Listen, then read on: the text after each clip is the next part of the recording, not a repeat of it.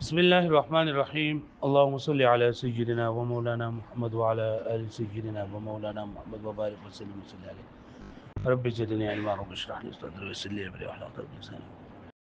نو منګه دا غزینا د امر خبره شروع شو چې امر منګه وي بیا د امر پسې منګه دا وي چې امر د وجوب د پاره دي که امر د اباحت د پاره دي که امر د استحباب د پاره دي که څه طریقې کار دی کنه بیا دا وجوب چې د صرف په امر سره ثابتېږي او کنه دا په فعل سره هم ثابتېږي نو هغه خبره تر وکړه بیا وی چې لکه کم څه چې ادا ده نو ادا په څو قسمه ده ادا څه ته وایي قضا څه ته وایي نو ادای کامل ادای قاصر او الله شبیه بالقضاء بیا قضا بمثل معقول او غیر معقول دا غي مثالونه او دا هر څه جنن دا وشونو وس د دې نه دغه بیانې د ادا او د قضا قسمونه بیانې چې دلته د ادا او د ادا د قسمونه چې وزګار شو کنه وزلګي د مامور به خبره کوي مامور به یو امر خو حکم دی وای کنه او امیر حکم کوونکی دی وای مامور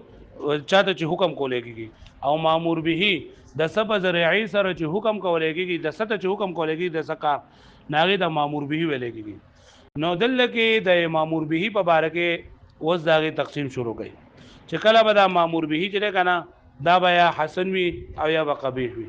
بیا حسن ده نو حسن لعینه او حسن لغیره او قبیح ده نو قبیح لعینه او قبیح لغیره دا خبره اترې وکړي نو دلته لاول خدا خبره کوي چې الله تعالی امیر ده او الله تعالی حکیم ذات ده حکیم ذات څه ته وایي چې دا هر کار د حکمت نه خالی نه وي هیڅ یو کار د حکمت نه خالی نه وي نو الله تعالی حکیم ذاته د الله تعالی د حکمت تقاضا ده چې کم کارونه د انسان لپاره فائدہ مني نه الله پاک دای کارونه حکم کوي او کم کارونه چې د انسان لپاره نقصان دی وي الله تعالی دا غینه منع کوي نو د کم کارونه چې الله تعالی حکم کړی دی نو د الله تعالی د حکمت تقاضا ده چې الله تعالی حکیم ذات دی او حکیم ذات دا چې نه دا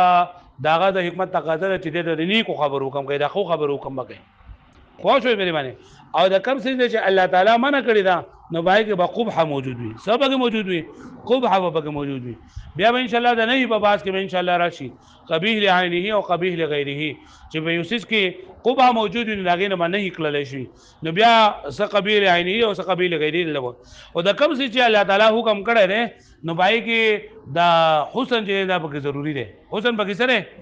ځکه الله تعالی حکیم ذات او د حکمت دا الله تعالی د حکمت تقاضا را چې په کم سیس کې د انسان فائدې وي نو اقا دغه سیس حکم الله پاک انسان ته وږي او په کم سیس کې د انسان فائدې نه الله پاک دغه سیس حکم نه کوي چاته پوښښ به باندې بیا د حسن چې کنه دوه قسمونه دي یو حسن لعینه یو حسن لغیره دي یعنی به سیس کې حسن موجود وي یا بدلیل عین د وجنه یا بغیر غیر د وجنه موجود وي او دا حسن لعینه دا بیا په درې قسمه باندې ده حسن لعینی په څو قسمه ده یا به سقوط قبلی او یا به سقوط نه قبلی او یا به دې سره ملحق وي یا به دې سره سوي دي دوانو قسمونو سره به ملحق وي یعنی که په یو طریقه سره ورته ګوري نو حسن لعینی ده هغه بل سره ورته ګوري جو حسن لغیره ده پرې باندې پوښوي تاسو دا خبره تر وکړي خو په دې کې یو بل خبره زوزه ده پر دې عبارت وای کنه بیا په دې کې د اختلاف تاسو سره درځم صحیح ده ثم لما فرغ المصنف رحمه الله علیه کله چې فارغ شو مصنف رحمه الله علیه عن بیان انواع الاداء والقضاء دا ادا او د قضا د اقسام بیانولنا چې دا ادا کامل ادا قاصر ادا شبیه بالقضاء هغه مثالونه دا هغه تعریفونه د حقوق الله حقوق العباد د هغه مثالونه دا شان د قضا وذکر شو قضاء کامل قضاء قاصر او قضاء بمثل معقول قضاء بمثل غیر معقول قضاء شبیه بالادا دا هغه مثالونه حقوق الله حقوق العباد او د هغه مسائل او د ټول متفرعه دا ټول ویل شول نو شرع فی بیان حسن المامور به نو شروع کوي په بیان د حسن د مامور به کې حسن خلات ویلېږي یعنی د کوم څه چې الله تعالی حکم کړی دی نو باید حسن موجود نو فقال فرمای ولا بد للمامور به من صفه الحسن چې په مامور به کې دا خبره ضروری ده د مامور به د لپاره صفت د حسن ضروری ده د مامور به د لپاره صفت د حسن سره ولی ضرورت ان الحاکم هذا ضرورت ان الامر حکیم د وجه د ضرورت دې خبرینا چې دا خبره ضروری ده چې امیر حکیم دی امیر حکم کوونکی الله تعالی حکم کوونکی دی الله تعالی حکیم دی یعنی لابد ان يكون المأمور به حسنا عند الله تعالی قبل الامر چې دا خبر ضروري چې دا مامور به با پدې کې به حسن موجود وي دا به حسن وي دا الله تعالی په باندې مخکې دا امرنا ولكن يعرف ذلك بالامر لیکن دا پیژندل شي په امر سره ضرورت ان الامر حکیم د دې وجه نه چې دا امر ته وجه ضرورت لري خبره نه چې دا خبره ضروري چې امر سره حکیم دی والحکیم لا يأمر بالفحشاء او حکیم ذات دا حکم نه کوي دا بهای د کارونو وهذا عندنا او دا زمونږ د ماتوریدیو په نسبت باندې وعند المعتزله په دې خبره باندې پوهږئ دا حسن او قبح دا څه ته وایي نو د حسن او د قبح درې معنی دي حسن دې ته ویل کېږي چې په یو څیز کې حسن دی موږ وایو په دې کې دا صفت د کمال موجود دی او چې په یو څیز کې قبح ده نو موږ وایو په دې کې د قبح د فعل مطلب یعنی په دې کې صفت د نقصان دی لکه موږ وایو علم دی علم نو د علم یو معنا موږ علم په دې کې حسن موجود دی ځکه د علم صفت کمال دی او جهل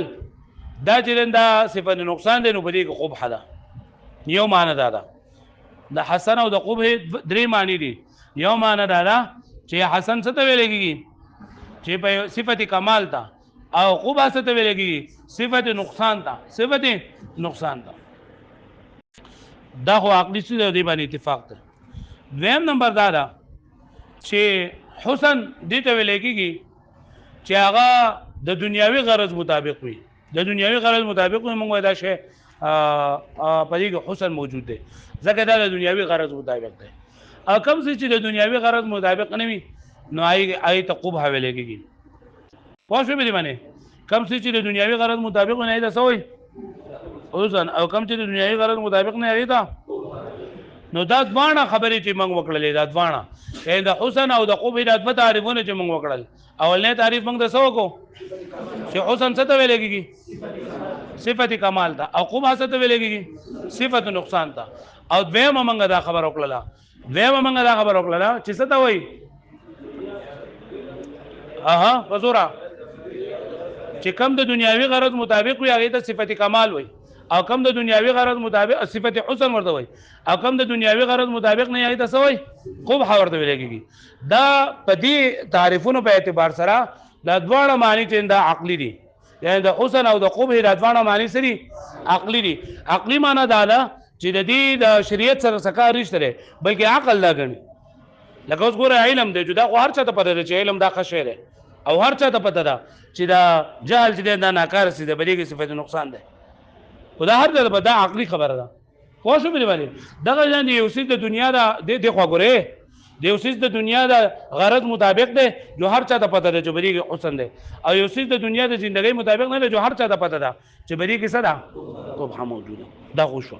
پوه شوئ و درېیمه معنی دا ده د حسن او د قبح درېیمه معنی دا ده چې دا حسن دې ته ویل کېږي په دې معنی سره چې په کوم څیز کې حسن وي نو د دې مطلب دا دی چې دا کوونکی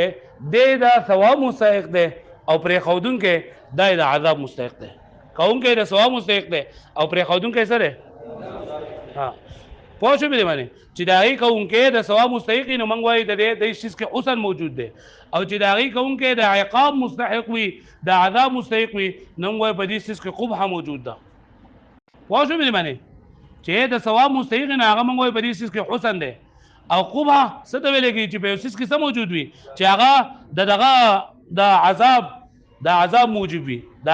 عقاب او د عذاب موجب وي نو اوس په دې کې چې دی که په دې درېیمه معنی کې دا اختلاف دی د حسن او د قبح په دې درېیمه معنی کې چې دا اختلاف دی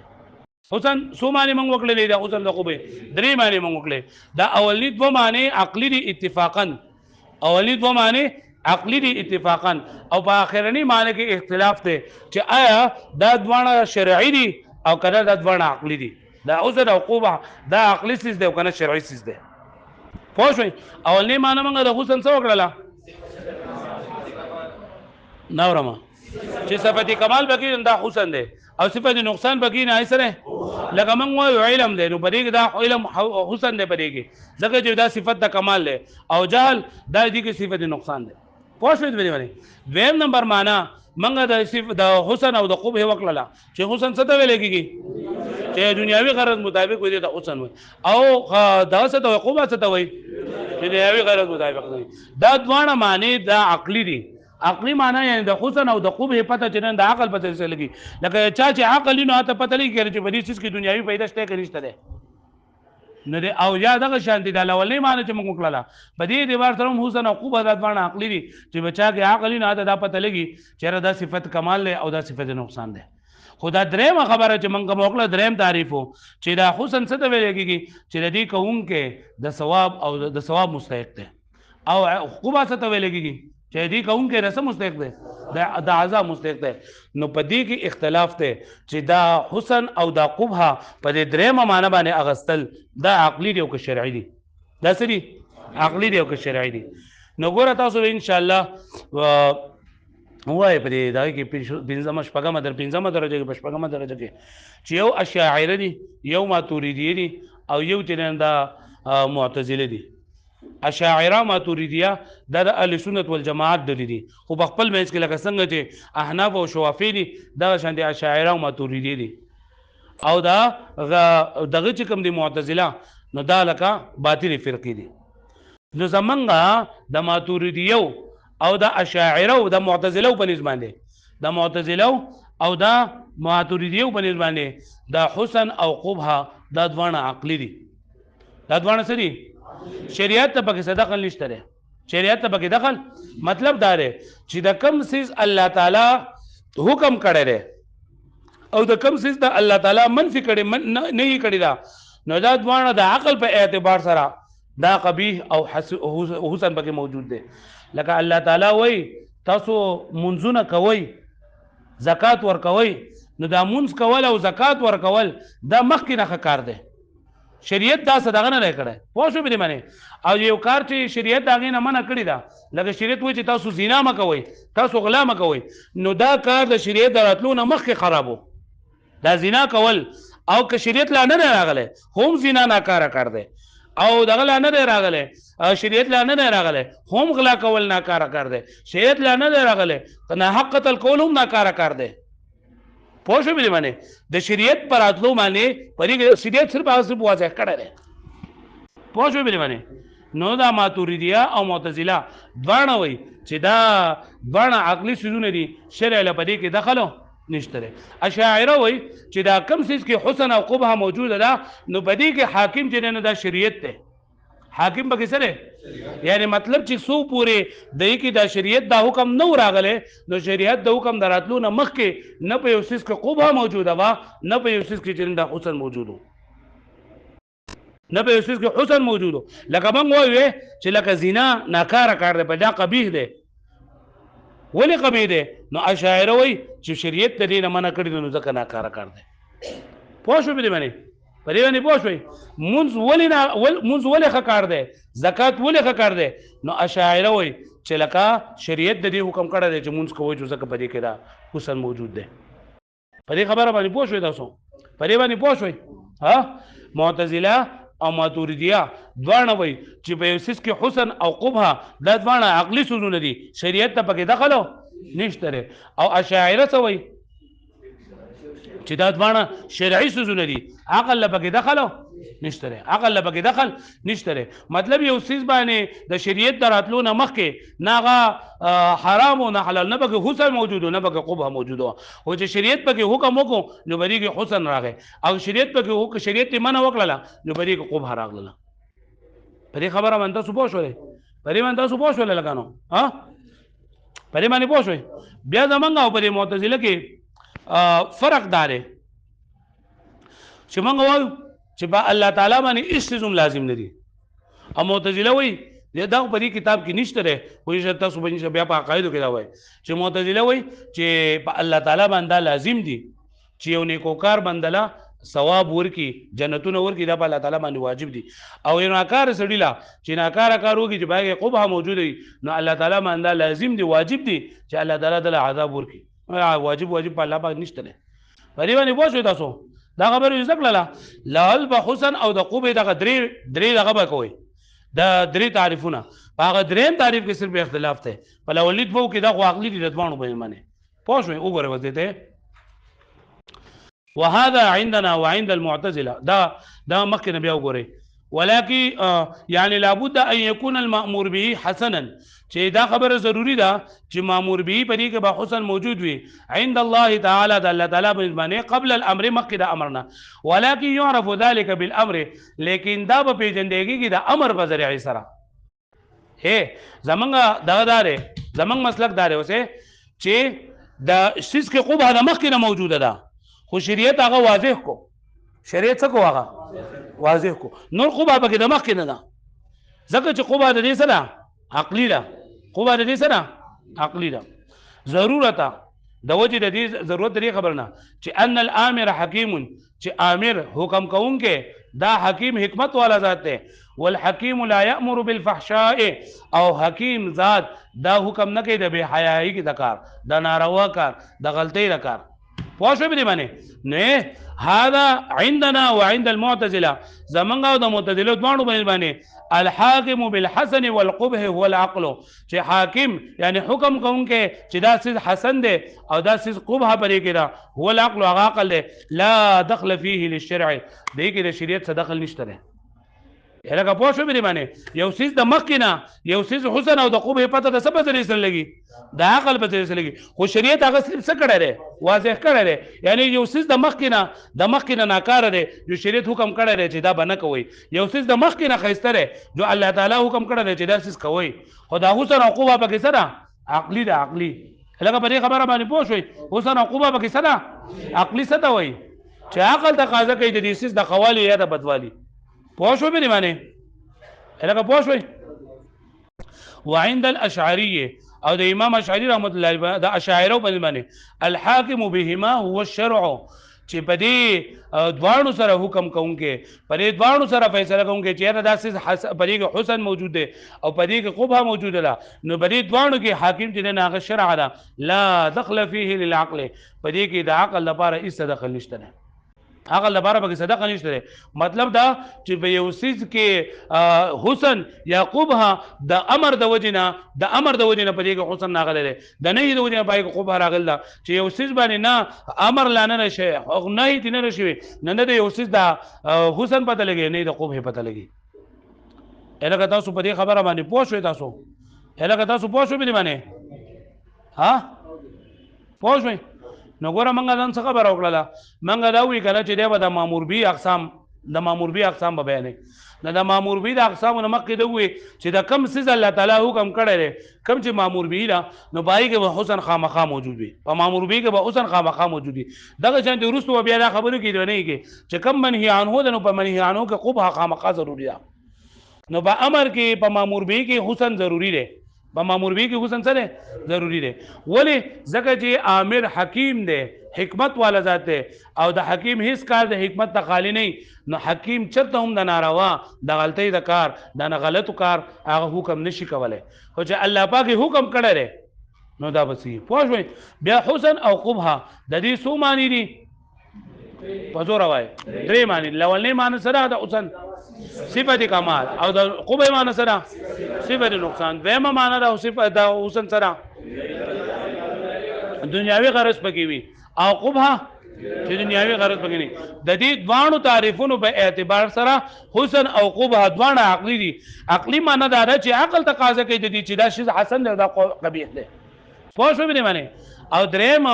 تعریف د حسن او د قبح سره چې حسن څه ته وایي چې باغې په کولو ته کوونکي ته ثواب ملاويږي او قبح څه ته وایي نو دا چې نه دا عقلی دی او کدا شرعي دی دا حسن او قبح په دې اعتبار سره دا عقلی ده او که شرعي ده عقلی ده او که سره نو ماتوریدیه او معتزله د باندې سوچ دا څه شری عقلی ده عقلی مطلب دا دی چې شریعت لا حکم نه کړي او هم دا څه سره نه کار دی پوه شو به معنی او اشاعره و چې دا باندې سری دا ځوان شرعي دي ځوان شرعي دي مطلب سره چې لکه چې کله شریعت لا حکم نه کړي نو په دې سیس کې نه حسن شته نه پکې سره خو بلا او چې الله تعالی حکم وکړي چې دا سیس کوي نو مطلب دا دی چې په دې کې څه موجود دی حسن موجود دی او چې الله تعالی حکم وکړي چې دا کار مکوئ نو مطلب دا دی چې په دې کې څه موجود ده خو چې کله لا د دې کې امر نه شوی یا نه راغلی نو نه پکې حسن موجود دی او نه پکې قبح موجود ده پوه شوئ منګه دا وایو زمونږ د اشاعره ماتوریدیه او مسلک دارې په دې کې چې لکه دا سیس د مخکې نه حسن پکې موجود دی خو د حکم په ذریعه سره د امر په ذریعه سره الله تعالی دا واضح کو او د حکم په ذریعه سره دا پته ولګېدله چې په دې سیس کې حسن موجود دی د نه په ذریعه سره دا پته ولګېده چې په دې کې قبح موجوده ده پوه شوئ مې باندې پوره ده دا پوره ده زه واړو شابهزا ما خو دا خو به څه وایو اصل عیني اقسام خو جو